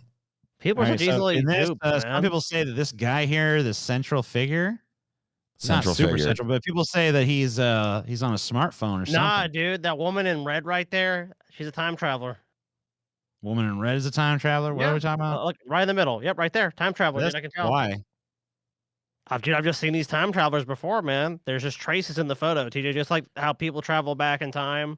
You can just tell. I mean, a lot of people would think that guy. I know. Look, I'll be honest with you. First glance at this, you probably think, "Hey, that guy's out of place," but it's actually the woman dressed in red right there. Wow. Common misconception, man. Wow. Don't get fooled, TJ. Don't get fooled, man. That's crazy. So there is a dude in this photo that people say has a haircut that seems anachronistic. There's a dude right here. And you can see the dude pretty much has like a fucking mohawk or something. See. Yeah, this guy right here. Holy he's shit. got like the sides of his head shaved. He's got that mop on top. Not really the fucking a traditional hairstyle of the fucking time. And where's this from? A lot of people have said maybe this is a time traveler. Yeah, it is. That is Flathead Mahoney. 1905. Oh wow. So he was the third criminal time traveler, a person who tried to travel back to a time to escape prosecution in the future. So he's like, I'm gonna they'll never look for me in the fucking past. Leader of a vicious biker gang in my time. Absolutely vicious gearhead biker gang. That just grav bikes that would just chew people up. I mean, I can't even talk about it. And he was apprehended, but not before he managed to appear in a very early photo. This guy's, once again, every time cop has this guy's picture on their wall. You know, he was one of the first major callers. So here's a film extra. A lot of people say seems to be on their phone in the background of this film here. This is what film is this? The Circus, 1928. Charlie Chaplin movie. They just walk by, they're talking, they have their hand like this, almost like they're talking into some kind of telephone. So a lot of people have said like that seems this one is like bullshit. The extra was scratching their face. I see. So here is a sculpture that appears to depict an astronaut, even though it's an ancient sculpture. This is actually funny. This is an ancient sculpture. It is not an astronaut, though. You'll be pleased to know, TJ. You remember that time you shit your britches? Yeah. That becomes at some point in the future, that meme escapes into the past, into this timeline. Oh. And this is actually of you, and you can see the staining of the shit in the britches there. Oh, yeah, of course. Dude, it's a subtle time traveler joke. Yep. So here is some people say that some celebrities have gotten in on the time travel game. Some people say this is Jimmy Fallon. I'm Jimmy afraid Fallon here. I don't have to call bullshit. I have a hard time believing Jimmy Fallon did anything, dude. I mean, it's very similar looking faces, you know. I mean, it's man. I don't know, TJ. I mean, everything seems right. I mean, it just checks out one to the other. I mean, you know. This is ridiculous, by the way. All of these are false. All of them? Yep. All right. Well, all those like this person looks like a time traveler, looks like they've been alive forever or whatever the fuck is all just bullshit. Let's see. The Time Surfer. The image dates back 100 years and shows some smartly dressed Canadians hitting the side of a hill. On the left-hand side, though, sits a young man who appears to be a T-shirt and shorts with ruffled hair. He was quickly referred to as the surfing time traveler. Let's see if we can get a good look at him. Yeah, let me get a gander at this fuck. Where's he at? I think they're talking about this guy, maybe? I don't know. Yeah, him. Yeah. Looking at him, TJ, I mean... he's at the beach. Too damn modern. He's at the beach, and typically when men would swim at the beach, they would wear like one-piece bathing suit, like women did, that had a top and shorts that were all part of one thing, and that's what he's doing. He's obviously been swimming. Oh no, in the ocean. man! Oh no. Some people say Greta Thunberg is back in the past. Greta, dude. She's got so much hubris to travel like she does. But Greta, yes, Greta is that is the youngest time traveler ever to be approved by the association. She's very, very flippant about having pictures taken and has really monkeyed with this timeline. I mean, she's become this like icon and shit. No wonder she's warns about climate change, Paul. I mean, like, she's been there. I mean, she's seeing what's going to happen. There's technically not a rule against what she's doing, but, you know, Greta. Yep. I gotcha. Oh, that's Greta. Thursday to be. There's this painting, apparently, of a woman clutching a smartphone. Yeah, I mean, that could be nothing else for sure. That's just it, dude. That's an iPhone 12, clearly. Yeah, I mean, it's not even... It couldn't be like a religious icon. There's no way that's like a cup or anything like that. No, man. That's a fucking iPhone right there for sure. Yep. 100%. No way it's anything else. So, you know the story of this, Paul? Or there is no story. You're right. It's just a fucking steaming cup. It's so stupid.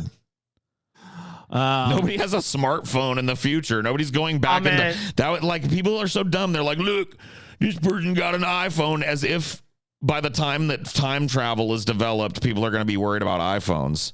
You realize, like, time travel makes the idea of having an iPhone completely obsolete, right? So, I mean, what about one this would Vladimir think. Putin stuff? Is there something to this, or is this just more hogwash here? I wasn't talking any shit, Paul. What if it's Oh, true, Putin? dude? No, he's a stability agent. We keep him around. We keep him, in the military structure, sometimes higher up, sometimes lower down. So no, yeah, this is totally true. Okay, cool. His name isn't Putin. I can't tell you what his real name is. Sorry. Okay, sure, of course. You gotta, respect the time code or whatever the fuck you got. I'm sure you got something like that. Borislav's Tartovsky. There.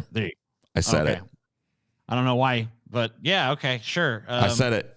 Okay. I mean, I don't know why you shouldn't be breaking the time code. Dude, well, I destroyed this you're timeline. a time cop and you just broke. Oh, okay. I'm done here, man. After this show, I'm fucking out of this Dude, bitch. Paul, they're sending Van Damme after you, man. Van Damme's on his way. No. Fuck, dude.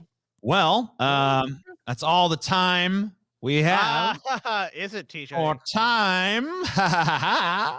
You know, TJ, I want to say about this episode, we really should go back in time and never participate in it. Garbage episode, yeah. TJ. Gotta go Fuck back you, in time. Scotty. What if we Go back in time and kick you in the fucking balls, Yeah, bitch. well, I'm gonna go back in time and fucking block you from kicking me in the balls. How about that, shit. bitch? I'm gonna go back in time and I'm gonna fucking hold you down, the version of you that you held to stop me from kicking in the balls, so that he can't fucking prevent that shit, bitch. Well, before you can do that, I'm gonna trip the version of you that's gonna go back try to hold me down to prevent you from kicking me in the balls. How about that, Well, before bitch? you do that, I'm gonna fucking go back and fucking kick the version of you that was gonna trip me even harder in the balls than I was gonna kick the original version of you, because I'm pissed now. Uh-huh. Okay, you know what? Fuck that. I'm gonna bypass all that and go kill your grandfather so you're not fucking born. How about? Well, oh, then you won't be shit. born either, and you'll create Oh, a fucking shit. grandfather paradox. And then none of us will exist, and we couldn't have possibly had this argument. Or we'll be stuck in some dumbass time loop. I don't know. Or we'll split the universe into different tangents. Or some other Fuck. fucking shit will happen. I don't Some know. shit's gonna happen. I don't know though. Will we even be aware of what happened? Probably not. What? Whoa. What the fuck? Guys? Where'd you go? Where did they go? Deep fat fried. Deep fat fried. Deep fat fried. Deep fat fried.